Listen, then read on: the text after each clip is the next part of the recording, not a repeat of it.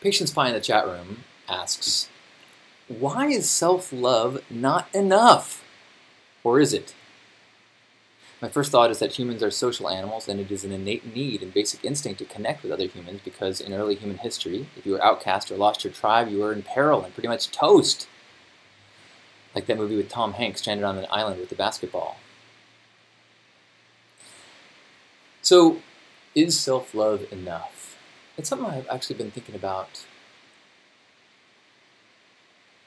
recently. As I've been working on my relationships and realizing challenges I've had in the past and what's required, I'm approaching, at the end of this month, will be my 4-year anniversary with Belicious. That's nearly twice as long as my last longest relationship. I'm 43, so I've never had a very long relationship, and I think one of the reasons for that is because of this understanding about what is self-love enough. And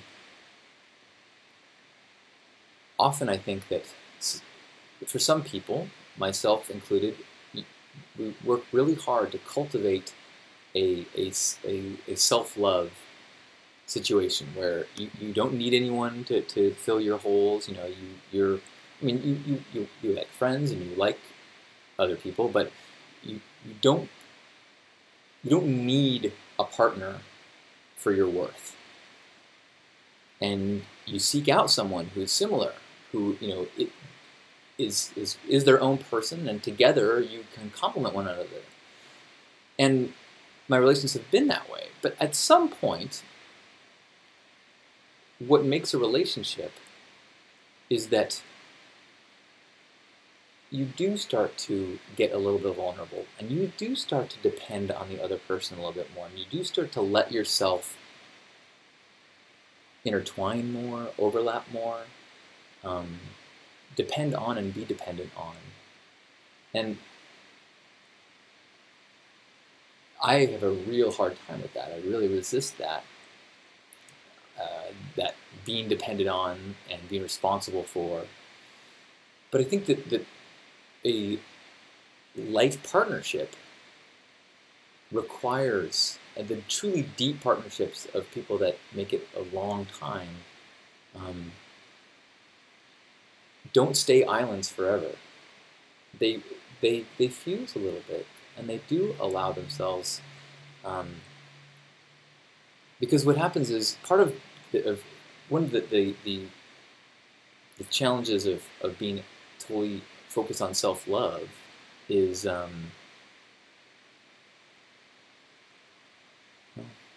don't know. I guess there's a couple ways to look at it. Like I listened to Osho, who he gave this one talk where he said that when you evolve in your spirituality, you begin to love everyone in such a way that the idea of having a romantic relationship with an other is silly to you. How could you love everyone? And so having a single partner becomes a kind of a silly idea to you. At the same time, I think that there is a spiritual maturity to that single partnership vulnerability. And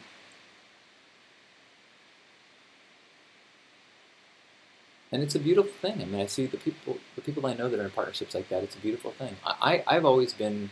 I think that there's a fear involved when you think I don't need anyone for anything. It's like, well, I don't want to ever have anything taken from me. I don't want to ever feel like I caused you pain. It's like, take care of your needs, I'll take care of mine. Which on the surface, I think that's exactly the healthy model. But I think that there's actually a little softness on the edges of that. I think that. Not that I think that, I'm starting to explore that. As I start to look at patterns in my life and places where good things have broken down, I think often it's because I have been so resistant to softening on the edges and being more intertwined with somebody romantically outside myself. I don't know. I mean, I don't know if I've got it in me. It's a very stressful idea. You know, the thing about a partner or anyone is that they are a totally unique individual with their own sets of issues and struggles and ideas about how things should be done or how things should be spent, and I struggle with integrating with that person means that I need to embrace all these decisions and choices and issues and struggles that if I'm an island, I only have to worry about my own stuff. I guess the counter argument would be, yeah, but as a team, you can do so much more than by yourself. But maybe that didn't answer your question at all.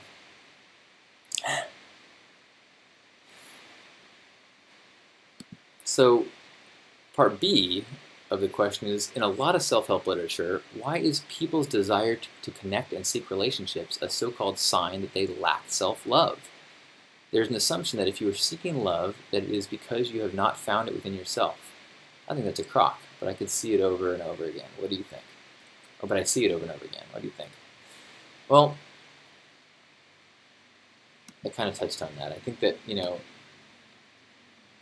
don't, it depends. It really depends on where the intensity at which you're seeking those things. There's a big difference between being a good partner and being codependent. If you cannot find your happiness without the other, then that's not ideal. If you can accent your joy by loving and being loved by another, well, that's a beautiful thing. So craving that, I guess it depends on the intensity at which you crave and desire that in your life. The challenge that I think people fall into is that if you want it or crave it too much, then you don't really attract it. Somebody who is, if you are actively craving and seeking this other, then you're probably going to attract somebody who wants to be needed, and that's how codependency happens. Whereas if you're awesome and they're awesome, and you can meet on that level, then you can desire each other and enhance each other without it being a kind of mutual disorder.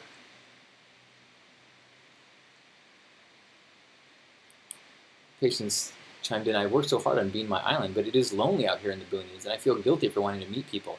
Okay, well, that's totally different. Because I think that the desire to connect and associate and be energized by people, that is not a symptom or has anything to do with self-love. I think that in fact, if you are filled with self-love, you see yourself as a gift, and you want to interact with people. You want to be exposed to their gifts, and you want to share your gifts. So I think that's more has to do with just natural extrovert tendencies. I mean, even if you are an introvert, you're on a spectrum, and you have some extrovert tendencies. And so even though you might recharge generally by yourself, every once in a while you want to get out there and see people and get fresh perspectives and laugh at other people's jokes and make them laugh. I know that in my life, when I've noticed, when I have a job, if I'm working on the computer by myself in my house all week long, the weekend comes and I want to do stuff. I want to get out and be around people. But if I'm working in an office all week, the weekend comes and I can just like watch TV or I don't crave that same amount of human interaction. So if you are in the boonies, then it makes total sense. It's just, I don't think it has anything to do with self-love. It has to do with just like your energetic field and how it is surging or dwindling. All right. And C, number C for this question. If you have self-love but haven't found your tribe or are single, not by choice, over a prolonged period of time, should your self-love sustain you? Or is it a perfectly normal and common thing to love oneself but yet still feel loneliness and desire connection? I think we just touched on that. Absolutely, it's normal. I think that, there is a calling in life of the monastery, which is it's such a profound dedication to a spiritual path that you say, I will forego, deep connections with others so that I have this relationship with my faith. But even monks, they may not have a romantic relationship, but they socialize with one another.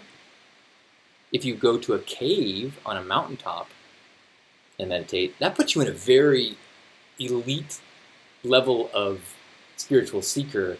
And I'm not sure what that's not a self-love thing. That's I don't know. I can't even speak to that. So no, I think that the desire for connection is part of a healthy human being. It's not a symptom of any lack of love or self-love. And as you said, people label it codependent and stuff like that. It has to do with degree and intensity. If you feel lonely, that's called being a human being. If you need someone to need you, that's codependent. Great topics. Maybe I'll give it some more thought and we can address this again another time. But that is great questions, Patience Pie. I think that is I guess you could argue that in a perfect state of self-love, you would need nothing else. But even then, you would feel a desire.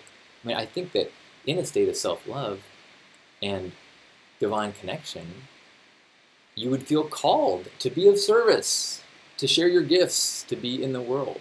I don't. Part of that loneliness is a recognition that you are a social creature. It's in your biology. It's in your spirituality. Spirituality.